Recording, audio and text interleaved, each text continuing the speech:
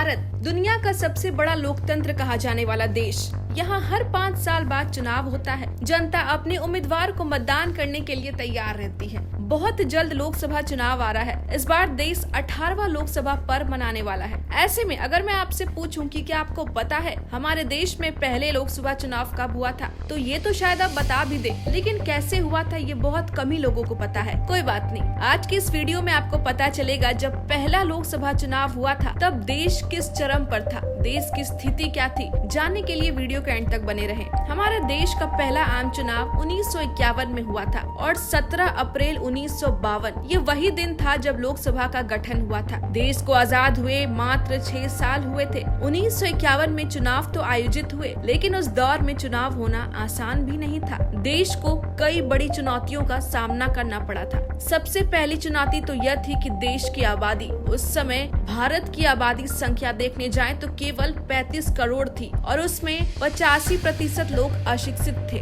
उस युग में संचार की भी कोई साधन नहीं थी, न इंटरनेट थी, न टेलीविजन, न रेडियो, न अखबार का ज्यादा चालन था। लोग पढ़े लिखे भी नहीं थे कि अखबार पढ़ पाते। उस समय संचार के लिए एकमात्र रेडियो ही साधन था, लेकिन तभी रेडियो खरीदना भी आसान नहीं था। लोग अगर रेडियो खरीदने जाते तो गांव में सिग्नल की बहुत दिक्कतें आती थी। देश में लोकतंत्र तो था, लेकिन लोगों में कई चीजों को लेकर जागरूकता नहीं थी। लोग जानते ही नहीं थे लोकतंत्र जैसी चीज क्या होती है। फिर लोगों को जागरूक किया जाता था, बताया जाता था कि वोट कब करना है, कैसे करना है, कहाँ डालना है, वोटिंग करने की क्या प्रोसेस होती है, कैसे समझना है, वोटिंग करना कितना जरूरी है। ऐसी कई चुनौतियां थी जिससे लोगों को अवगत कराना था। इन सारी चुनौतियों को पूरा करने के लिए चुनाव आयोग द्वारा एक फिल्म तैयार की गई थी। फिल्म को 3000 सिनेमा घरों में फ्री में दिखाया गया। सिर्फ इतना ही नहीं, लोगों में जागरूकता लाने के लिए रेडियो पर तरह तरह के प्रोग्राम्स भी तैयार किए गए। फिर अखबारों में भी अलग अलग विज्ञापन निकाले गए। इन सभी माध्यम से उन 85% लोगों को समझाया गया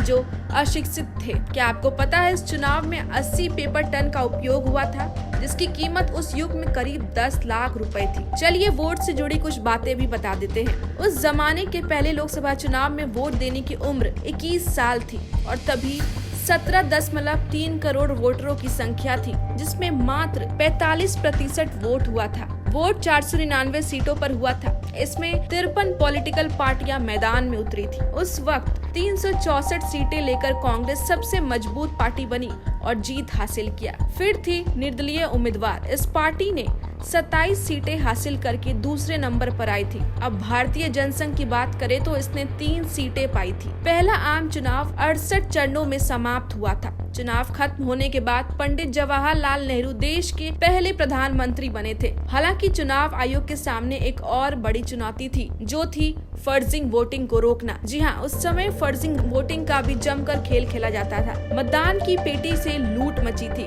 इसे रोकने के लिए ही एक सिहाई को इन्वेंट किया गया था, जो एक पक्की सिहाई थी। यह एक ऐसी सिहाई थी जिसके निशान जल्दी नहीं मिटते। सिर्फ यही नहीं, 90 के दशक तक बैलेट पेपर भी पर वोट होते थे।